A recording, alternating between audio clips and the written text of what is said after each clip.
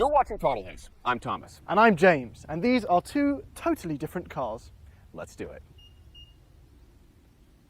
Oh yeah, no, I have your You key. got mine? Yeah, I got yours. Yeah. There you go.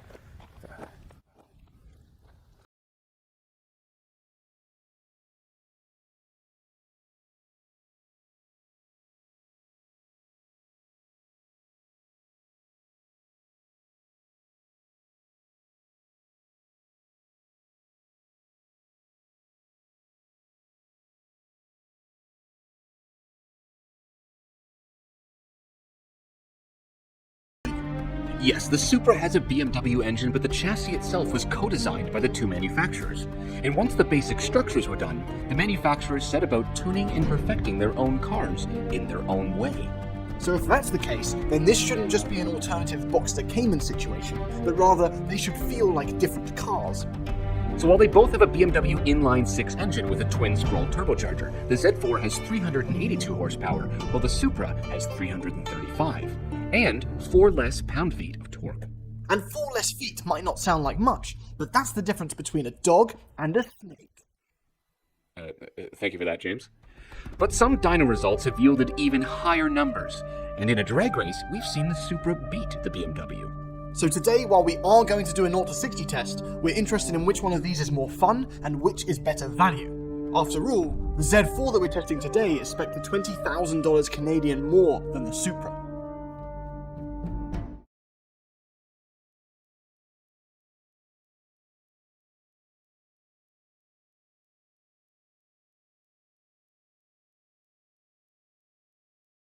So there's been first drives, there's been track drives.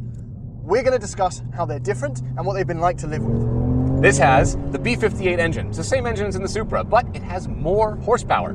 There's a lot of things that I like about this car, and there's a lot of things that I don't like. Let's start with the good stuff.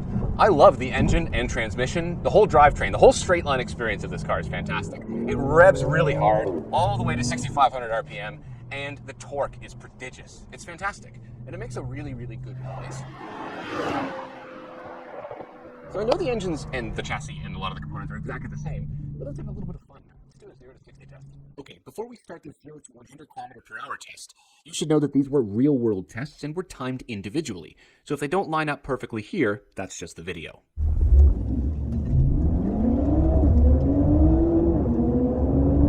We did multiple runs and the results were very consistent, but these numbers are close enough that it makes no difference. There you go. That was actually kind of interesting. But you know what? Either way, at least they both have 6 cylinders and a turbocharger.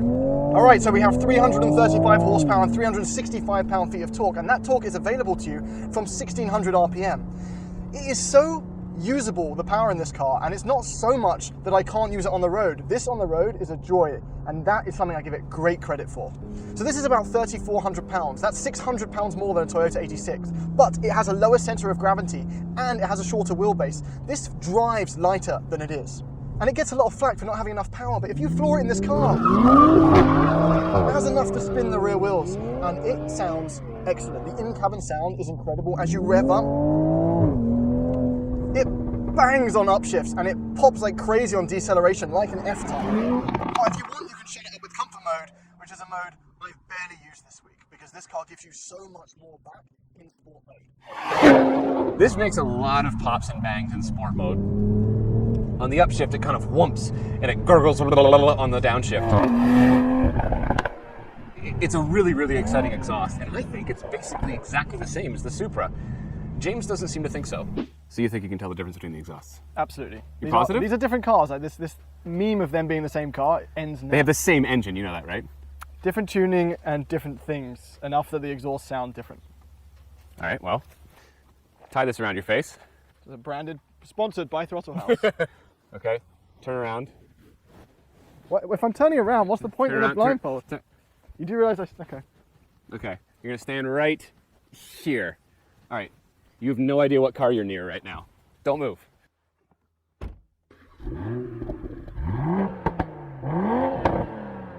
That is so loud. Okay, we're just gonna move in here. Okay. Okay.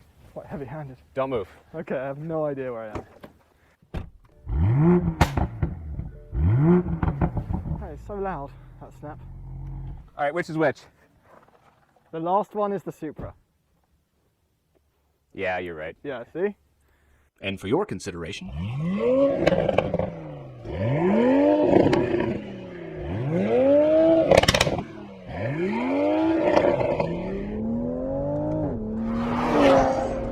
But as great as the sound is, there's a big issue with this car, having lived with it.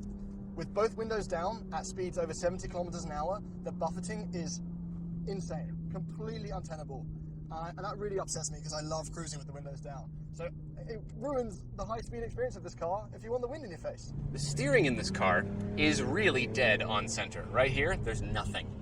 But as soon as you get it loaded into a corner like this, you feel the weight, and it's fun. It's quite lively. But where this car wins is cruising refinement. With the top up, it is so quiet. There's an extra obvious layer of insulation right here. And on the highway, you can have a conversation. And then you put the top down, and it's still quiet. If a Miata is up here on the highway, the Z4 is down here on the highway. The steering in this car is quite weighted actually, and it has really good on-center feel. There's not much of a numbness in the middle. So on the highway, it's actually easier to live with because it's not as twitchy on center, so it feels that Grand Tourer roll better. But on the back road like this, the front end grip is excellent. The turn-in is wonderful. The car is lively, it's fun, it's stiff. The way it rotates, it communicates with me. And the popping exhaust adds just such a level of theatre to this car. So as aggressive as this looks on the outside, I've only beeped at someone once in this car, and that's not because Toronto drivers have been behaving themselves. It's because when I beeped at someone, they laughed at me. I'm actually going to flag Thomas down. I gotta show him this one little thing. All right, you pulled me over so I could hear something. Yeah, the exhaust may sound good, but the horn is so embarrassing. It sounds like some kid's first trumpet playset thing. Okay, you'll see. Just wait. Just wait.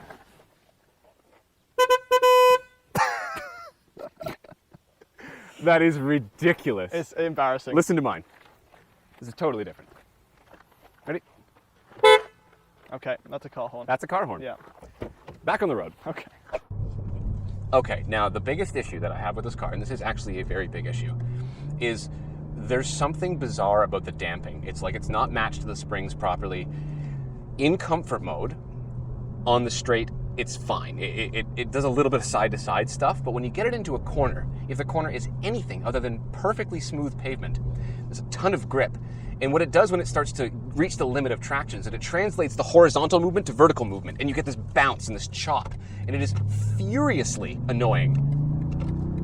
And then in sport mode, as you're going around a corner, it just chops over the bumps. It's really, really strange the way that it does it. It does not feel buttoned down. The car feels stiff, but it's well damped. I feel really in control, and in normal mode, I'm shocked at how livable this car is. The 86 ride is way harsher. Should they make this car in a manual? Yeah, absolutely. And there's rumor that they might do it. But both these cars today have the ZF 8-speed gearbox, which I've made friends with. I really like it. Basically, I've loved living with this car. It's so fun to drive. And somehow, I've got 9.5 litres per 100 kilometers in fuel economy, which is really good. So both of these cars have the M electronic differential. I guess it wouldn't be called an M differential in the Supra, but they both have LSDs. Which means that in a straight line, if you dump the brake and hit the gas, you can light the rear wheels up, and around a corner, too much throttle means you have smooth power oversteer in both of these cars. So I want to drive James's Supra to find out how these cars, like the minutia of how they're different. But before we do that, we have to talk about the styling. All right. I love the way this thing drives. What about the styling, though? That's where it falls down a little bit. Okay, first of all, this car has got more attention than any car I've ever driven, and I'm trying to think of a car under $200,000 that's ever got this much attention. That could be due to the hype a little bit, though. But I think the i8 is the last car that got this much attention on the road. The Interesting. looks, I had one kid fully Kirby at me. Fully what? Kirby. He went like that. I wasn't ready for that. People stop me. Okay, Kirby? That's amazing. I haven't thought about Kirby in years, Game Boy. So I've had kids stop me, I've had people follow me on the highway to try and get close to me, and I've even had policemen stop to talk to me. It is the police didn't stop you because they wanted to talk about the styling, though. That was for something else. Moving on. Yeah. So I think the rear is stunning. This is the best part of the car right here. It's like this supercar level. section. It borrows perfectly from the FT1 concept. Yes. This giant thing. That is like awesome. hip. That hip is so good. However, yeah. what's so this? There are What's lots this? of fake vents. What's this? There's like 6 and fake vents. I don't know why. There's so many. This whole panel is like stuck on. Yeah. Dedicated to this fake vent. It is absolutely bizarre and not acceptable. It Like, really why brings not? it down. This should be to release pressure in the hood. Like, what? I don't know why. It's bizarre. And also the wheels, the chrome looks like 80s Miami in not a good way. Okay. This doesn't get any attention on the road. Really? No. It is such a lovely red. In fact, both paint It jobs is. are awesome. This nitro yellow is badass. Yeah, no, the color is lovely. And the styling is well proportioned. It is very much a Z4. It's got a muscular thing. It and accomplishes the Z4 thing very this well. vent is real. It's real. I like this kidney grill. It is not ridiculous like some BMW kidney grills that are happening right now. They have a 7 in it somewhere. But honestly though, otherwise, it doesn't really inspire that, wow, look at that type of thing. No. Do you know what I mean? Like it's fine, it looks good, it's obviously a roadster, but people do not turn their heads at this car. So, I mean, it is what it is. I mean, but it achieves sporty Grand Touring roadster. I think it looks. No, it does. I think agree. It looks like that. I agree. Interior. Let's do the Supra. Okay. All right, Supra interior. Yes. Now the first thing you'll hit with, and you'll probably be able to see this, is darkness. Very dark in here. Yes. Very Camaro-like, actually. Really low. Yeah, the visibility is slightly better than a Camaro, but this comes down quite a lot. Yeah, on the sides. So I feel like I want to smack my head on Yeah, that it feels a camera. bit claustrophobic. It feels like the rear of a Mazda 3 hatch.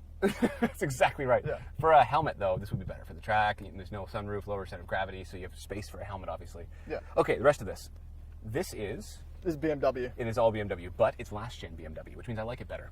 Yeah, you like this iDrive I like stuff. the old iDrive better. Yeah. How does the Apple CarPlay work, though? Intermittently. Yeah, so it doesn't, is what you're saying. I have a similar story over there. I think wireless CarPlay got too brave, and it stopped asking whether it should and just whether it could, and then it just went too far. Okay, the materials in here are not super stellar. It feels a and little this bit is cheap. 65,000 Also, my only spot that I can put my elbow here goes into a cup holder. Yes, everyone has complained about that. That's The a little bit passenger. strange. It's a little bit strange. Yeah. This is real carbon fiber, though. Yeah, and the seats, I find these seats very comfortable. Yeah, they're actually not too narrow for me, which is nice. Steering wheel, what do you think? Crime. It is, absolutely. It's unacceptable. That doesn't look nearly good enough. Why is the airbag so big? For safety. That's not how that I haven't got works. as much of a problem with that as I do with this filled with plastic. Yeah. Like, Yeah, why- This is so cheap When this is a looking. gap, it makes the thing look so much more premium. Yeah, absolutely. However, I do love the gauge cluster. Yes. And at night time when you can't see any of the plastics, it's such a lovely screen. Yep. Although, you see all That's that cool. negative space? Yeah. You know what that's used for? Like warnings. Just like, you're too close to the car in front, or a door is That's open. that whole thing The there? whole thing, as far as I've been able to tell. That's pretty dumb. Yeah, they could have done something more fun there. Yeah. But I have a head-up display, which is pretty nice. Oh, nice. Okay. And yeah, other than that, I like the JBL sound system. Okay. Yeah, I'm not sure it's worth the full $65,000 Canadian in here, but Well, that's because you got to drive it. do you want to see what $80,000 Canadian looks like on the inside? I think you mean 85. 85. Okay, new gen BMW. I refuse to review this interior again, James. I refuse. That's fair. Do you want to know why? Why? You know why. Is it because it's the same as all the other ones? Every other BMW, yeah. The same climate control, same knobs. Like the only difference between this and the M850i is that this isn't a crystal shifter and a crystal knob. And crystal And a volume. crystal volume knob, but the rest of it is absolutely identical, except this is a smaller version of the gauge cluster that I don't like, so I have to look at it. Oh, no. Also, Apple CarPlay does not work. It does feel premium in here. though, Yes, the very much. materials are very nice. You have to wonder, where's that extra 20 grand? Yeah, everything's very well built though. Like it's very solid, and it's like the seats are so Yeah, comfortable they're and cushy. adjustable. They're really nice. Yeah. The sound system is solid. And there's more color going on here with Yes, this. With this the refinement levels are really, really good. Also, check out how fast this soft top is. Starting the car. what's Oh wait, no, sorry, I pushed the parking brake because they're the exact same button and they're right It, beside each it other. engaged really quickly. Though. Yeah. Okay. A And bit like that couple that we never.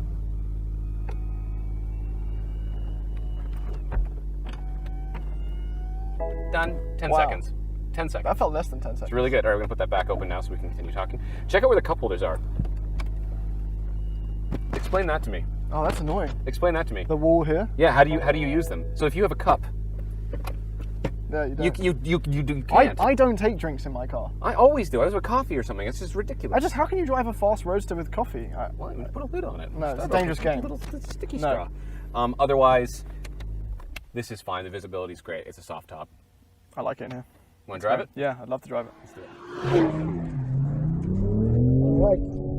Z4 M40i. Obviously, normally I'd have the roof down, but for the sake of the camera and the microphone, I can't. But that's how this car is best enjoyed, and probably the biggest advantage over the Supra. It feels more BMW to drive immediately. There's like a weight to the car, even though it's not heavier. It feels smoother, more reserved. Toyota Supra. In a straight line, it doesn't quite feel as fast as the Z4. But you'll never hear me complain about that. I'm never about ultimate top speed. I'm more about the experience of driving it. And right away I can tell you that this feels like much more of a sports car. And I suppose that's the point.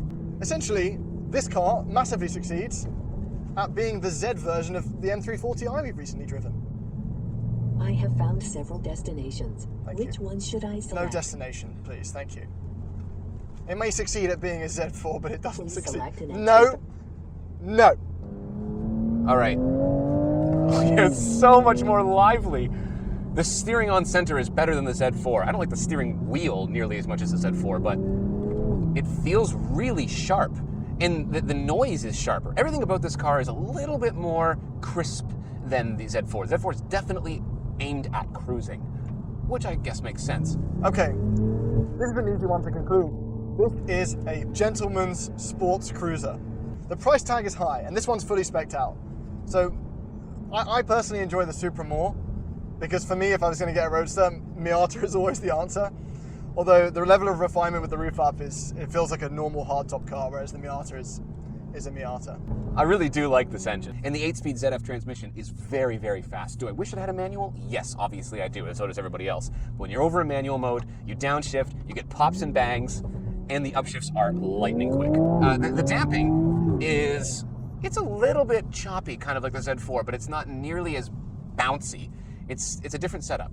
Internet experience of the Supra where they messed up and it's just a BMW has not been my real life experience with the Supra. Everyone who's seen it has loved it, and driving it is an absolute joy. The numbers are just noise otherwise. Now, I know that these cars share components. I know they share a platform and an engine, but driving them, they are different. They have been tuned differently. You must believe us on that. Stop calling this a BMW, because it's not. Yes, it literally has BMW written on the ignition coils. I get that. But as an experience, it's different. Which one would I take? The Supra. And I think at $65,000, it actually makes sense to me. I've heard that in America, they're giving it crazy $30,000 markups. Don't buy it for that.